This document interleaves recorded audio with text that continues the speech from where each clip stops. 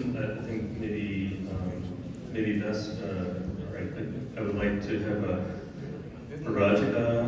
Rajprana's opinion. My question is about doubt.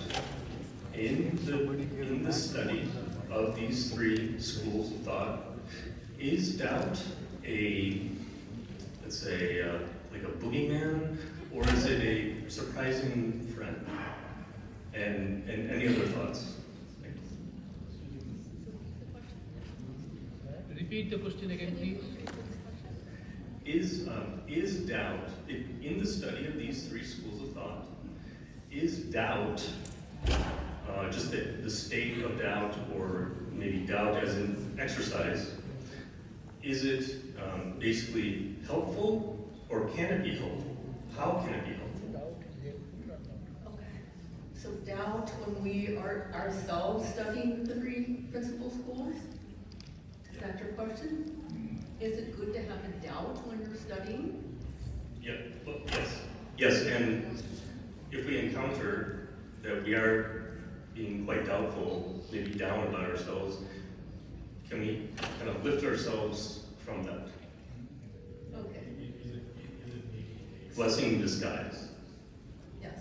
I think any kind of philosophical inquiry involves doubt. If you don't have a doubt about your experience or your reality, you would not be inquiring into a philosophy to find an answer. So I think a doubt, inquiry, is behind all seeking of all knowledge. We have a doubt about the existing knowledge that we have, and we seek answers in different ways. So I don't think that it's anything contradictory to have a doubt when we're studying philosophy. Many doubts come. Thank you.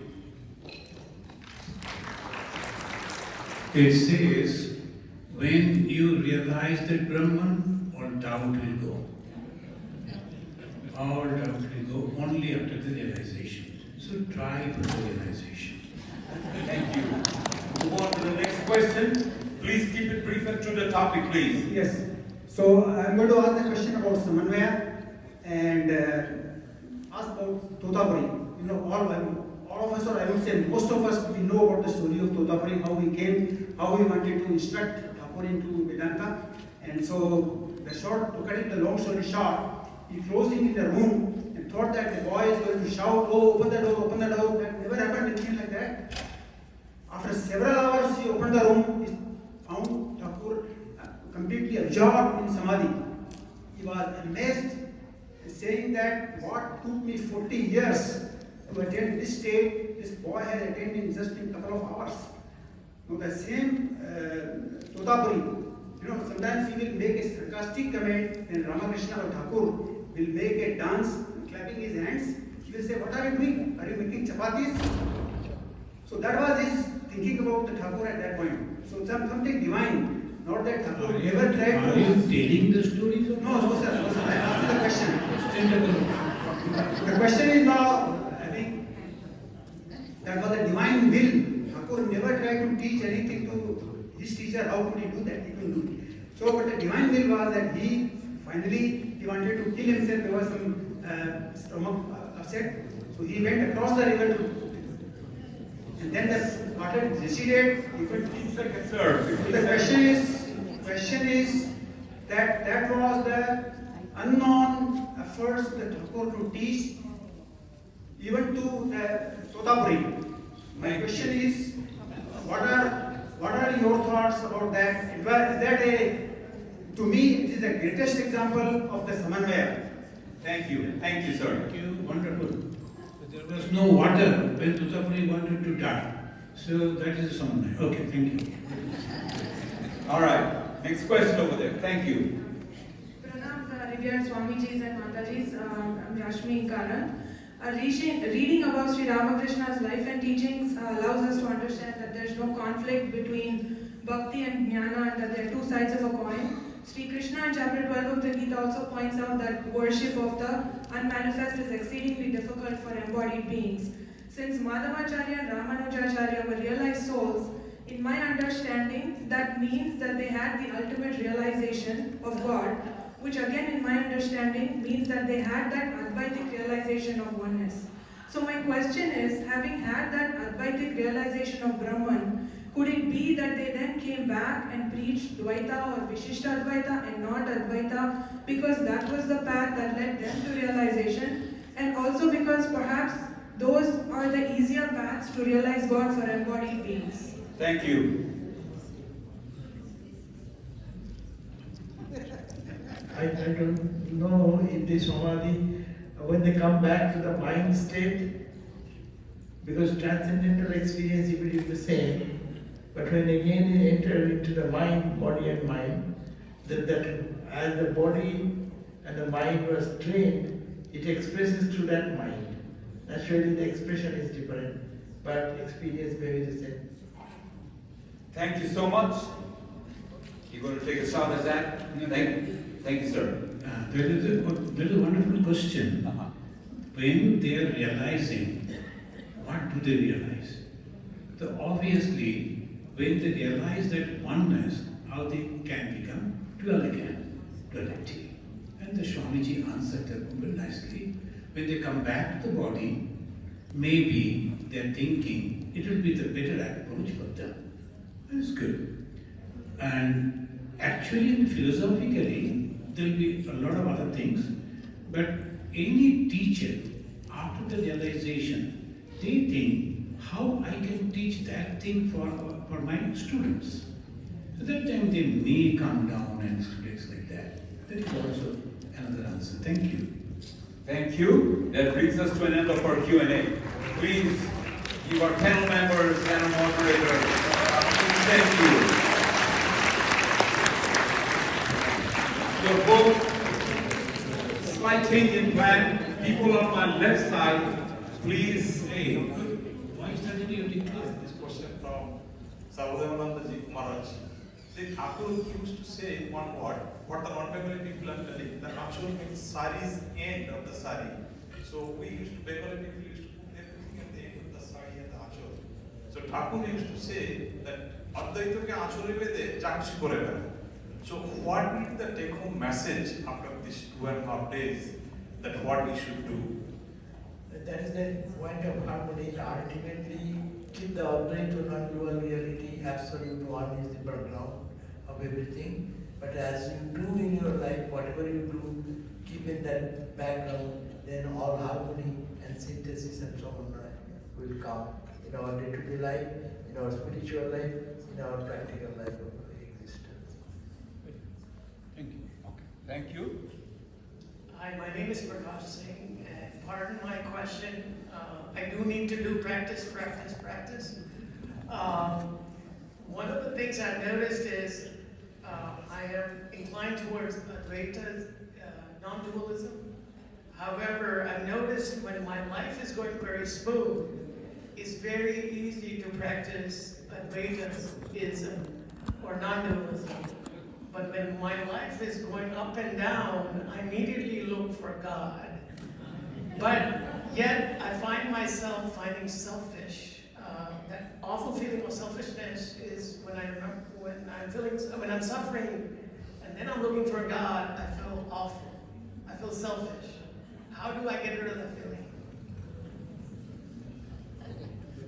I think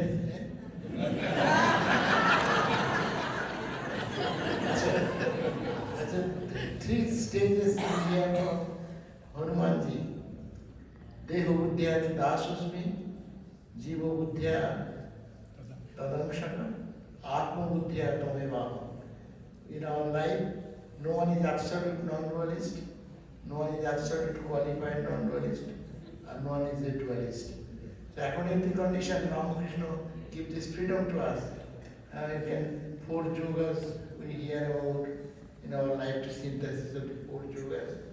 Jnana, Karma, Yoga, Bhakti. In that scheme, we can think that it is when you are in a mood of non-dual, think Om and chant the mantra. When you are in a sense of feeling that you are a part, think, oh Lord, please help me, I am a part of you, and I am pure and you, but give me that wisdom so that I understand I belong to you, belongingness. And I say, you are my master, I am your servant. So all these three attitudes can be taken in a day, whole day, according to the mood. That may be one solution. And I would request you, don't deceive yourself. Don't deceive yourself. And don't think that I'm a jnani.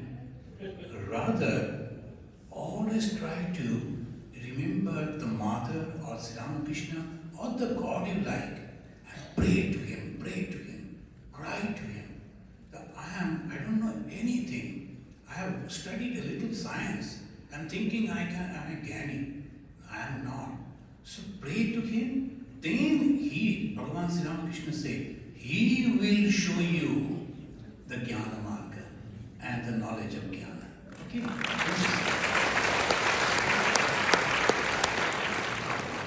Thank you. This is a question to Swami Ishtavananda. He wonderfully described that Bhakta Hobe Bokanat, which means like be a devotee, not a fool. So this question is around that. Is God simply a human concept, or do deities like Shiva, Kali and Ganesha exist independently? Or are there Saguna forms of Brahman that we project rather than separate beings? Can we attain moksha, Prini and Shanti to imagine figures like Spider-Man as we are projecting Spider-Man in Sarguna form of Brahman? Or the form should be spiritually sanctioned? Now, if that is, again I will say, the wonderful question that when you are saying that, actually, first thing, my name is Ishatmana. After 10 years of difficult practices, only I got that name from my guru. Don't change it.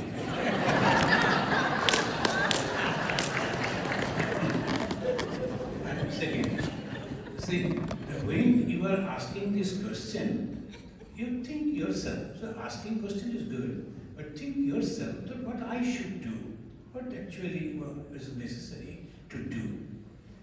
First, if you are the way it's a bhakta hobi to bhoka hobi, where should I be the fool? We are not fool in that way. But sometime out of emotion, when we see somebody is rolling his hand like this and bringing some ashes, we run up to him. And what you are going to do with the ashes? And one lady came to me and she told Swamiji, after meditation, now I can see the light coming out of my body. What shall I do? I told, put up all the connection from the electricity, save her.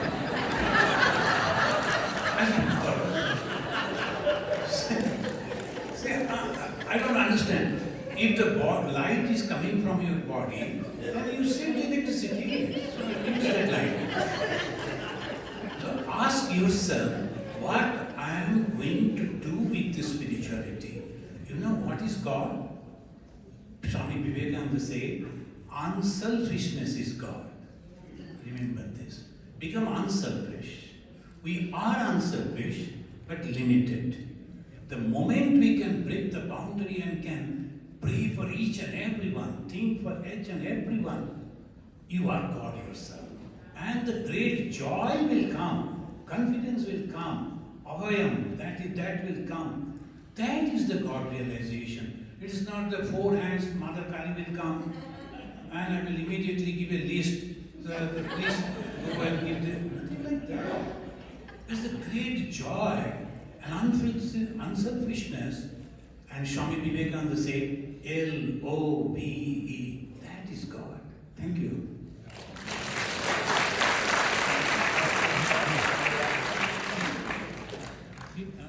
Oh, okay. All right. Hello. Pranam Swamijis and Matajis. My name is Abhirup Patra from Nashville, Tennessee. So I have a very specific question. The priority between Bhakti Yoga, which is basically with the rituals and punnos and visiting temples and and the volunteering, which is the karma yoga, etc. As a family man with other responsibilities, how to prioritize one over the other?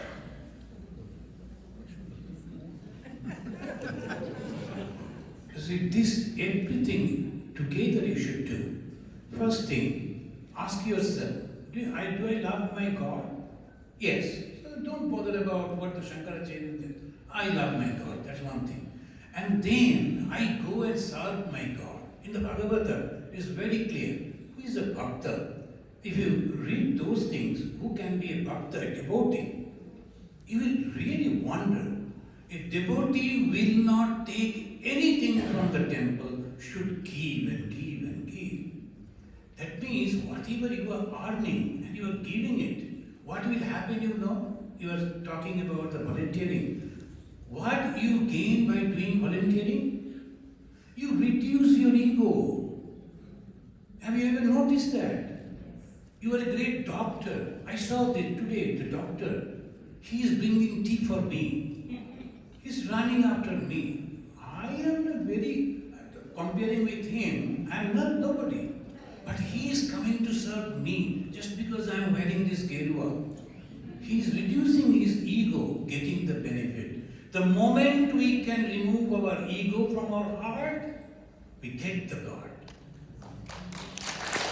Bhagavan Sri Ramakrishna said, Ami mole khuchibe janjar. If you are a Bengali, remember this. Ami mole khuchibe janjar. The day, the moment my ego will go away, all problems are solved. And ego doesn't mean I will be jellyfish existence. No, my personality will be there. But at the same time, I only know I can do nothing like that. So serve temple and say, God, this much I can give it to you. Go to the office, work and say at the end of the work, God, this much I can give it to you. God, you have kept me in my family. This much I can give it to you. I do not know you, but you know me. I do not know where you are, but you know you are within my heart. So please guide me and don't leave me. At least the day I die, be before my eyes.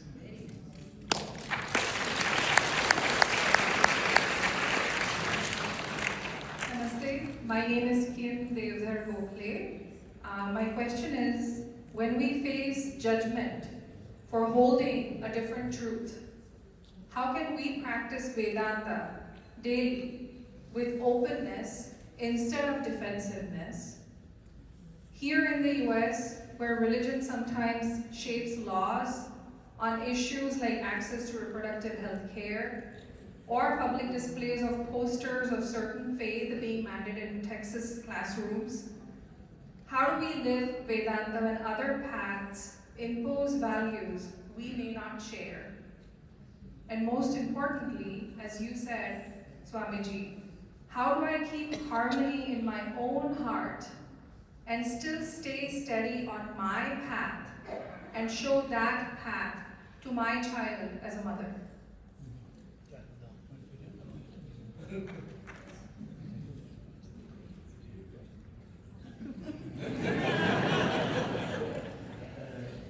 Life will always have to adjust.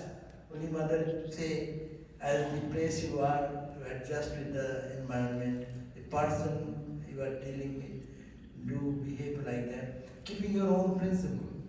सबसे रसिए सबसे लीजिए नाम हाँ जी करते रहिए बैठिए अपना ठाम. Your principle, your internal rules, what you are following. But in the external world, always little adjustment is necessary. But not at the cost of going values of life. But social situation, work situation are delicate, very difficult to adjust there. But you know, do your best and call upon God and get some guidance. Adjustment is on as much as we can without losing our principle. That's the thing. Bhagavan Sri Ramakrishna gave an example that how with so many gods and goddesses I can keep my own faith. The one lady married to a gentleman, she goes to the gentleman's house in-law's house, and she is serving the father-in-law, mother-in-law, these, that, different relations. But she knows this gentleman, my husband, is a special relation. So we also, different gods and goddesses, but our relation with my chosen God is completely different. It's called Ishto Nishtha.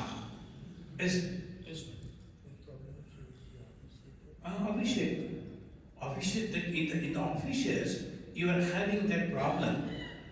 Why the problem? Whatever in the office, you must show your might.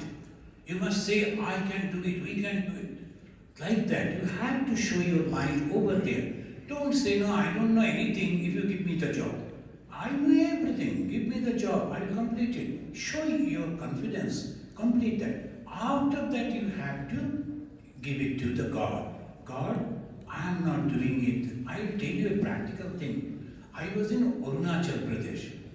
I am taking little time because as the gentleman was telling what they are carrying from here. So some of the experiences in our life, it was a jungle, people are poor. My predecessor, he was a very good monk.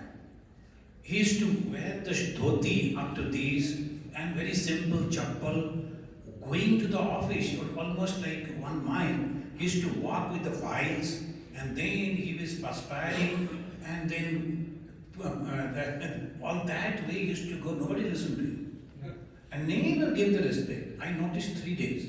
Then I took the charge, I changed the whole thing. Then there was a car for the secretary, I used that car. And I kept a bag, no paper was there, but a bag was there, status symbol. I went over there to the office by the car and asked the peon to open the door, then only I got down. Then asked the peon to carry my bag and he took inside. Anyone coming to meet me, before that you have to meet the head clerk, then only you can come. Within 7 days they started telling, this Swamiji bahut achhe hain. So they don't understand the tyaga. They don't understand what is the sannyasi. They understand the bosses. I behaved like boss, I became successful. 12 years I was there. But every day I used to pray to God, Babu Thakur, Ma, I'm showing it, but don't let it be the real. Inside I'm really humble. I like to be humble. I have nothing. But outside I must have to show, otherwise I won't be able to control them. So you have to be practical, and that you have to develop inside prayerful, every time. So our Ramakrishna Mission Swamis, you don't understand here, in India and other places, we are all bosses. Yeah, huge institution. And there, you cannot imagine so many people working under us. And then under me, 150 people working. One signature, he get the job. One signature fired. Naturally, ego may come. We don't have problem for food, for clothing or other things. But our tapasya is, Bhagavan Sri Ramakrishna Maharaj and Swamiji put us in a most difficult position. If the people are insulting, it is better because you can say, oh, we are monks, we are supposed to bear it. But there you are the boss, and boss means assertion. You have to say, what I say, you must do that, assertion. And as a monk, negation, naham, not me. This two balancing is a great tapasya of the Ramakrishna Mission monks and the nuns. Thank you. They are very eager to give us dinner. Let us go. You just have to wait for a little while. But people on my left, please exit for